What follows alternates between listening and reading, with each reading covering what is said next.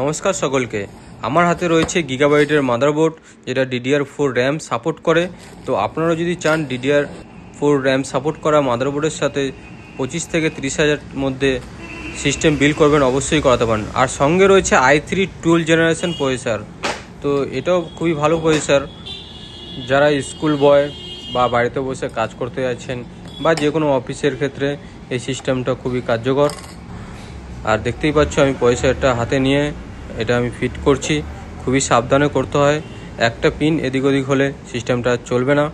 আর ফ্যানটাও আমি সেট করে নিচ্ছি টাইটলি, কারণ আর ফ্যানটা টাইট যদি না হয় তাহলে সিস্টেমটা রিস্টার্ট নেবে। আর সঙ্গে ছিল DDR4 এর 8GB করে দুটো র্যাম, আর সঙ্গে ছিল SSD কার্ড 512GB, আর সঙ্গে ফন্টেকের SMPS।